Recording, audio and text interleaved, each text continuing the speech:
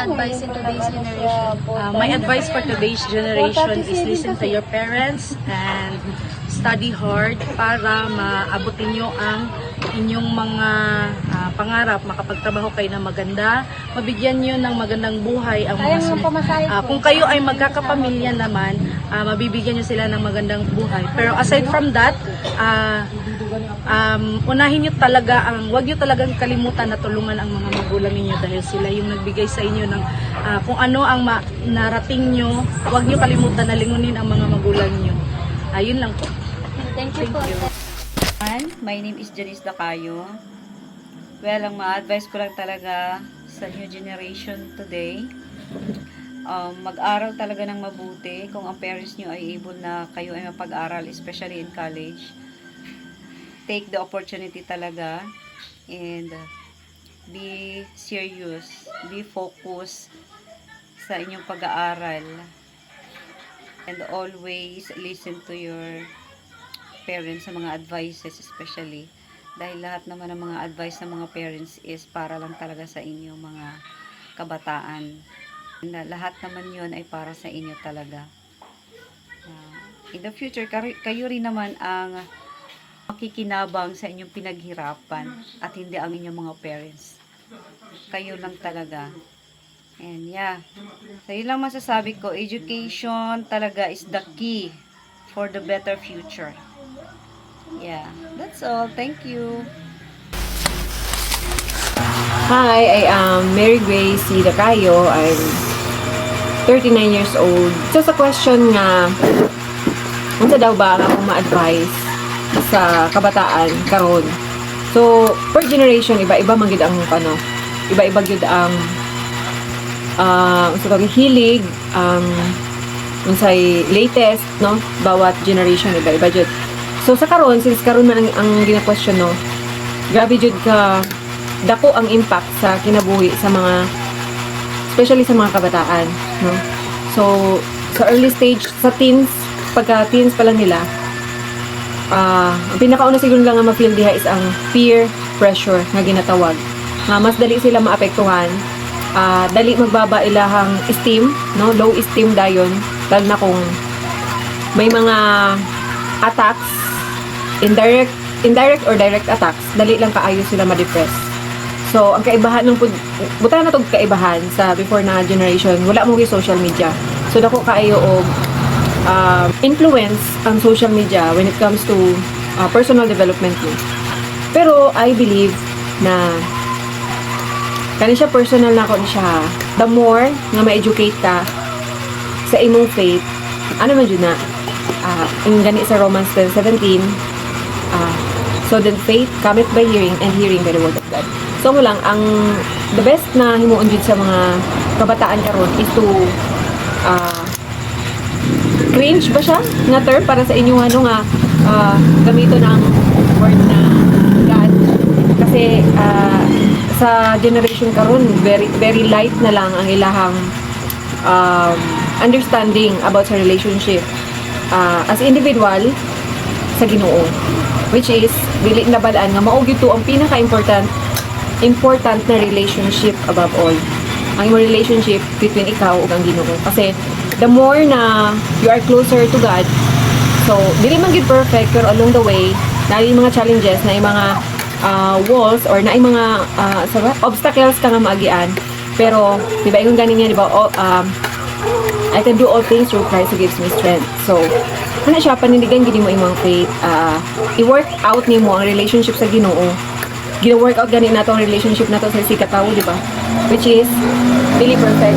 Daghang gid kay tag mga flaws nga magkabikil, but kung ikaw sa imong kaugalingon i-work out imong relationship sa Ginoo, whatever happens.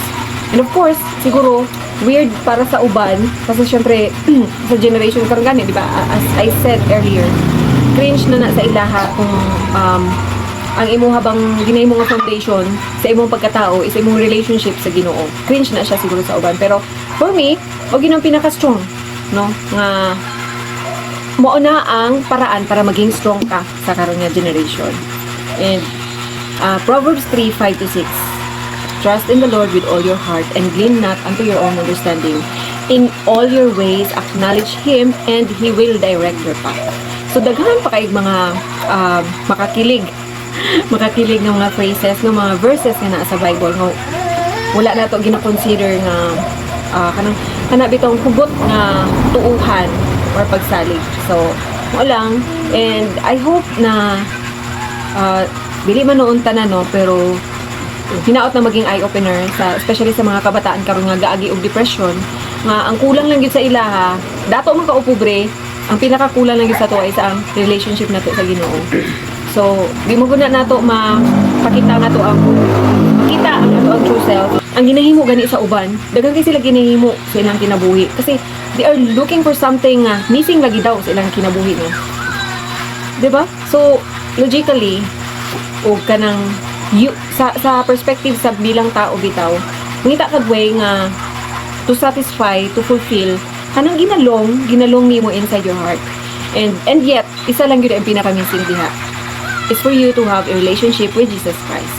No? Dili pa man, it's not too late para sa mga kabataan karon to consider their relationship sa Ginoo. Ang relationship gani nato sa atong parents dili perfect, di ba? How much more sa Ginoo? And that is why importante kayo ang prayer. And lagi na lagi ka og prayer pero gagunit ug kag cellphone. Una pinakakalaban gyud karon, challenging maskin ako. I am a mother of 6 and I am trying my best gyud na maglaan og time para sa Ginoo kasi unsa may ato yung maipagmalagyan ng kalibutan na, di ba? Especially sa generation karon, ayaw gid mo pag gani mo intention to look forward ahead of you. Kanang ingon nila, di ba? Live like it's your last day. No. Dili gyud na siya sorry to I'm sorry kung wala ko nagagi. Daghan kay advices sa kalibutan, no. Pwede gay ka mangutan na kay ChatGPT. So, maskin pag siguro sa years to come magkaroon ng hologram, kung wala jud gyapon kay faith sa Ginoo, wala jud gyapon dili nimo masinati unsa ang essence of life. So for you to be able to be strong, courageous, and be able to face whatever circumstances are, no, nga naa sa imong atubangan, wala ra gyud na as long as nahugot ang imong pagtuo sa Ginoo kay tagaan niya man kag wisdom. Nagay na sa James, di ba? If you lack wisdom, ask. Isa gyud na wala kasi talaga ask. Mali ang atong prayer, mali ang atong gina-ask. Ug isa pa gyud ay ka verse, actually ang ako kasing life, the moment I know na naa gyud ay tay salvation in this world, kahit pabuhi ta, mabalaan na nimo nga naa gyud kay salvation, naa gyud kay ticket to heaven, maingon nimo nga naa gyud kay kasi gingon niya na sa John 3:16 eh. For God so loved the world that He gave His only begotten Son, that whosoever believeth in Him shall not perish but have everlasting life. So naagyo tayo everlasting life. So sorry guys kung I'm very more on to verses good kay wag na akong foundation sa akong life karon. I have nothing without Christ, diba? Lalo siya sa John. Kung ano, ilagang kayo mga advices. Even your parents, maka-advise sa inyo nga. Pero since parents are different, iba-iba ang ilang pagpadako, same lang gihapon na ang gugma nga ginapakita sa inyo. So, lalo na sa generation karon ha, motherly advice lang. Dili mo maglain ang inyong buot. Kung may mga moment nga naamoy mga gipanghimo nga dili magustuhan sa inyong parents. Kasi that is for your own good na gihapon. So, ask for wisdom, pray more, diba? Pray more and do more, diba?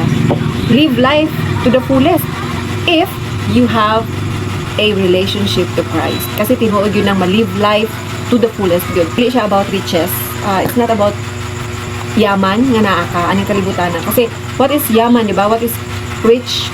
Kung napakay ginapangita gyapon murag missing, pero pag naa si Christ sa imong maski unsa pa nga situation sa imong life, as in makaingon jud ka nga rich lang gyapon ka maski dagang kag mga pagsulay nga ginaagian. Kasi for me sa akong mga naagian gyud guys, sa akong mga naagian gyud, listen carefully gyud, no, you young generations, ang tanan nga hardship, tanan nga kalisdanan nga tong ma-feel sa current is the result of your decision yesterday. So be careful, be wise. I-try lang yun na i-work out mo ang iyong relationship sa Ginoo. Really, there is no other manual, murabag manual sa kinabuhi ang Bible. Kasi without it, wala jud kay peace, wala kay contentment, no? Wala kay contentment. So, pag naa si Christ sa imuha, mas kinunsa pa na kalisod, tagaan jud kanya strength, no? Dili gyud na siya muhatag og problem. You guys know are so young, no? Kailangan lang yun mo nga magkaroon ng grasp. Even nga little faith lang yun na siya. Kasi, di ba, nagani na sa Bible eh. Ang kabalika, ang faith nga gina-compare sa Ginoo, sa tao, mustard seed lang, gamay lang kaayo. Hinana jud ka gamay ang faith nato. Kanang, kasi dali kita ma-discourage, no? You cannot be wise kung nakabase ang imong pagiging wise sa imong kaugalingon. Last one, guys. Matthew 6:33. But seek ye first the kingdom of God and His righteousness, and all these things shall be added unto you. Dili gyud na siya, kuan guys, maski unsa ka busy, take time to pray, no? Take time to ingon mo unsa gyud ang Lord, change my heart and let your will be done. Ato lang, thanks for watching. Wala lang.